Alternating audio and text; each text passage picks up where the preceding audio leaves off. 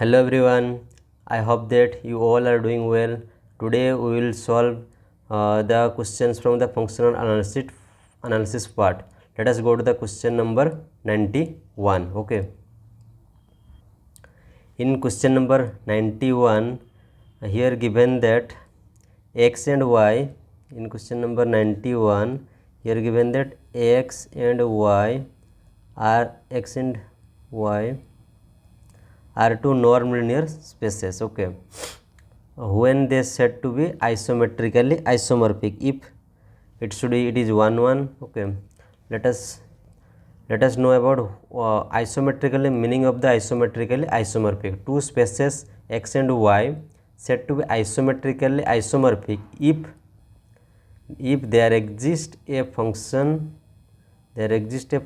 or linear map. There exists a function phi which maps from x to y such that phi should be linear. First of all, it should be linear. Okay. Second condition is it should be 1 1 1 to 1 plus on 2. Okay. And third condition is it is isometry.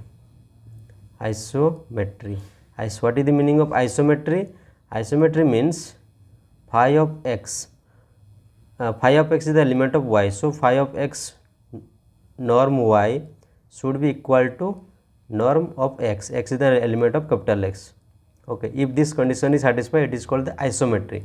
If these three conditions are satisfied, then it is called isometrically two spaces x and y are isometrical isomorphic. Here only one thing is required. It should be 1 to 1 functions. Let us verify the options. In option 1 it is 1 to 1, it is okay, but in option 2 it is many 1, so it is not true. In option C it is 1 many, this is also not true. And in option D there are many, so it is also not true. But in option A it is 1 to 1 correspondence between x and y, which two spaces makes isomorphic. Isomorphic means linear plus 1 on 2. Okay, this option is looking like true, so option A is true. Okay, let us go to the question number 92.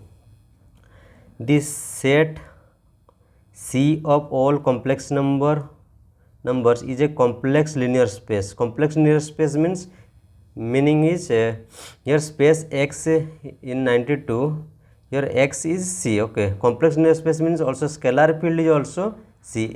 Scalar field F is also C. Okay, when the both space and scalar fields are same,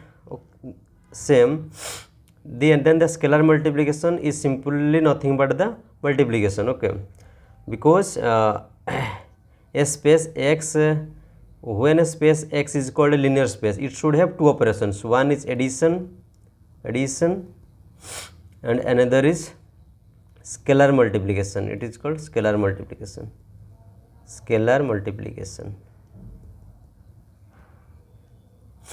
But here both space and its scalar field both are same, so scalar multiplication is simply called multiplication. Okay, in this case, because here both spaces are same, so scalar multiplication has no meaning, it simply is called multiplication. Okay, let us verify the options. Ordinary addition and subtraction, this is false. Ordinary multiplication and division, not true, because we need addition and multiplication, not subtraction, not division. Okay, and in question 9 and in option C, ordinary addition and multiplication, this is looking like true, and option D, ordinary multiplication and subtraction, this is also false. Okay, let us go to the question number 93. Question number is 93 comes from the Hilbert space. What is Hilbert space? A complete inner product space. Complete inner product space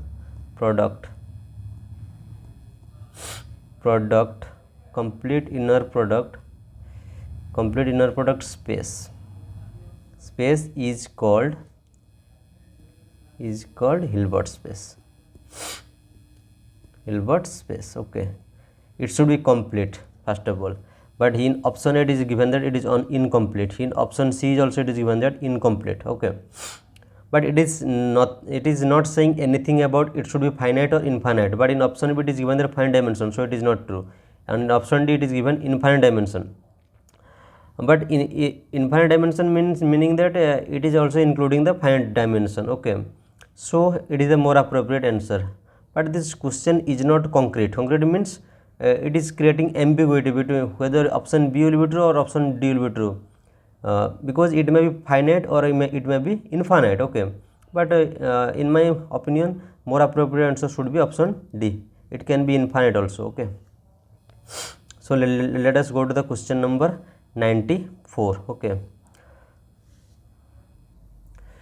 question number 94. In question number 94, or it is nothing but the Cauchy-Schwarz inequality in inner product space. There is a inequality by called the Cauchy-Schwarz inequality. Cauchy Cauchy-Schwarz, Schwartz, Cauchy-Schwarz inequality. Okay, you should remember this inequality.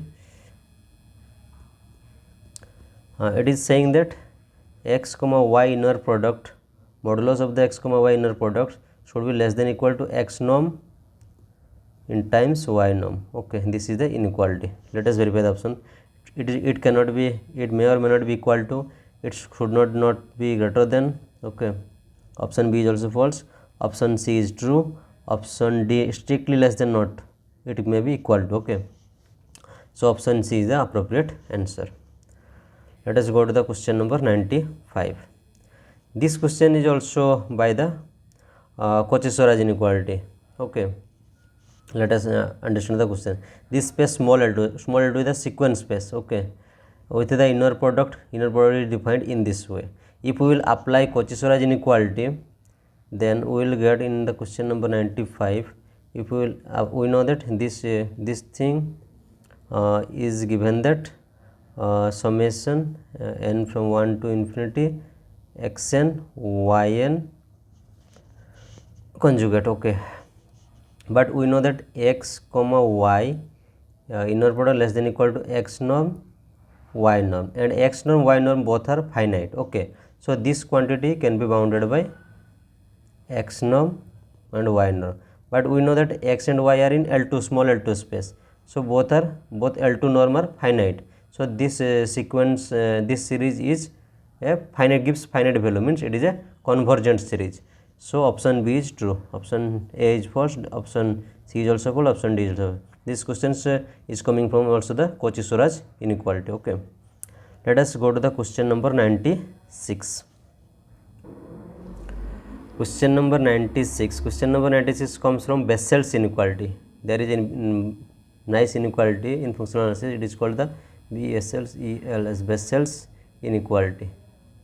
Okay, what is Bessel's inequality saying? That Bessel's inequality is saying that if ei is a sequence of orthonormal set, or what is orthonormal set?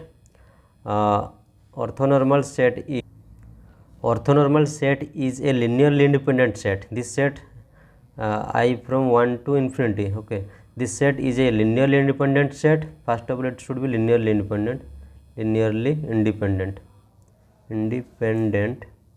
Okay, second thing is all the vectors are orthogonal to each other. Ei is a inner product should be equal to 0 if I not equal to j, and if I equal to j, it gives the norm of the ei square, and its norm should be 1. Okay, if I equal to j, it is called the, if these conditions are satisfied, then it is called an orthonormal set. Okay, if ei is, this set is orthonormal set, then if we will take any vector in this Hilbert space H, if x belongs to H, then Bessel's inequality says that summation I from 1 to infinity x comma ei inner product modulus square less than equal to x norm square.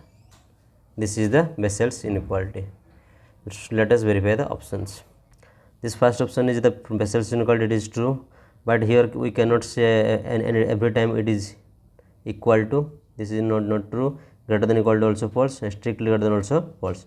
So question number 96 was from Bessel's inequality, and the correct option is option A. Okay, let us go to the question number 97. Okay, let us solve the question number 97. In 97, Here is EI is a orthonormal set. I have already explained what is the orthonormal set. Okay, and H is a Hilbert space. Hilbert space is nothing but the complete inner product space, and X is an arbitrary vector in X.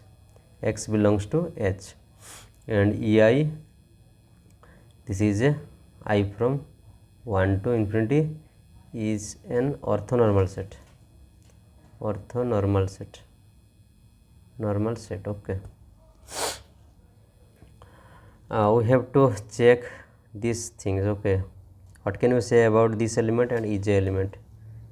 One element is given x minus summation x comma ei. Okay, here I vary from suppose 1 to infinity times ei. Okay, this is, and another element is EJ. What is the relation between these two elements? Okay, this element and this element. Okay, let us check.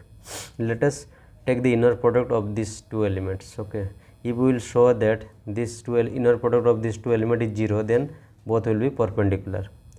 Okay, let us check it. Inner product, calculate the inner product x minus summation. Let us increase our screen. Okay, then we will easily calculate it. X minus summation x I from 1 to infinity, I from 1 to infinity, x comma ei inner product times ei comma EJ inner product. Okay, we have to calculate this inner product.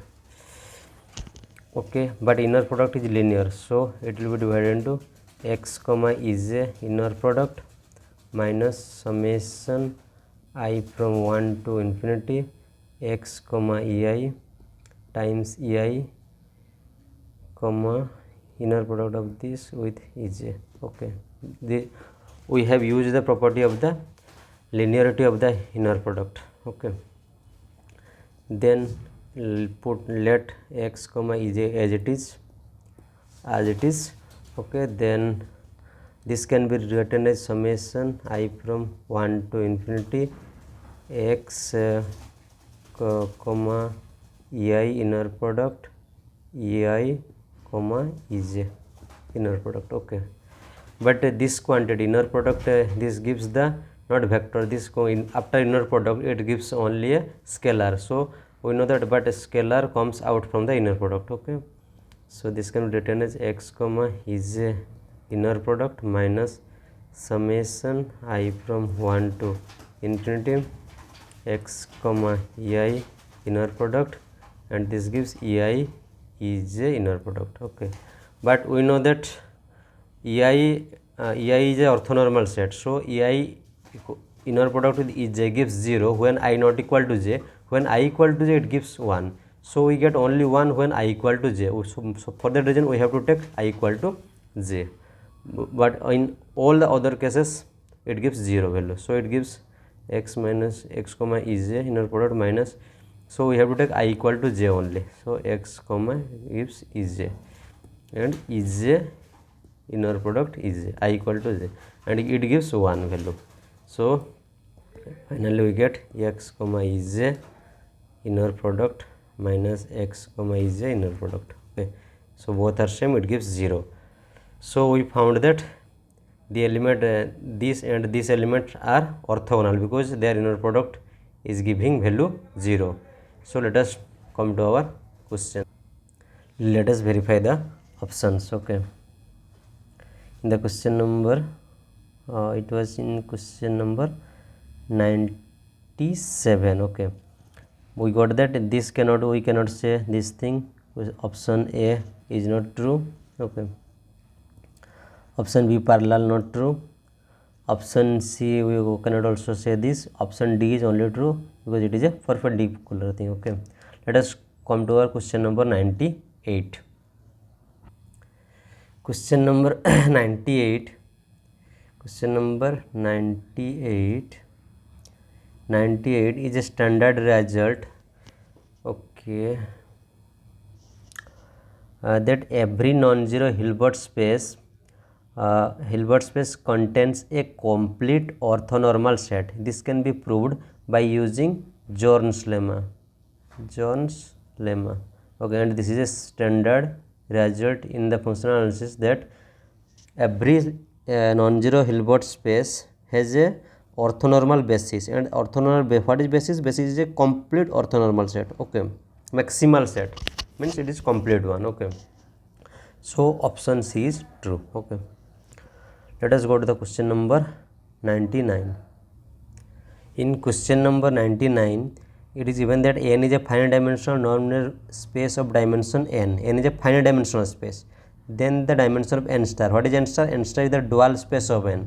We know that in finite dimension case, both n and its dual space has the same dimension. Okay, so its dimension also should be small n. Okay, so option C is true. Okay, let us go to the question number 100.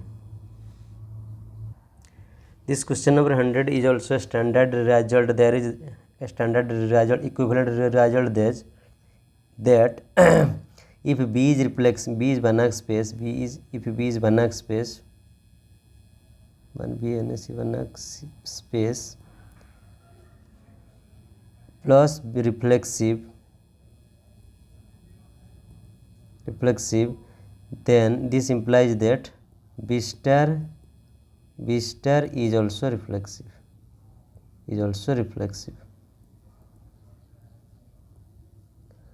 If B is reflexive, B star is also reflexive. It implies in both ways. If B star is also reflexive, then B is also reflexive. If B is Banach space. Okay. So option A is true. Option B, C, D are obviously false because this question is not from the relation. This question is from the functional analysis. This is not from the relation function. Symmetry, antisymmetry, these options are vacuously false. Okay, let us go to the question number 1. Oh, there is no more questions. Question number 100 was the last questions. So therefore we have completed all the questions from the functional analysis part. I hope you all understood it. Mainly the name questions are, name theorems are coming, means theorems means Cauchy-Schwarz inequality. Here we have used Bessel's inequality. Till now there is no questions from the what inequality it is called. There is no questions from the Percival's identity. Maybe in this year Percival identity may come. Okay, so we should all prepare these things. Functional analysis is an easy topic, so we should be much more conscious about it. Thank you all.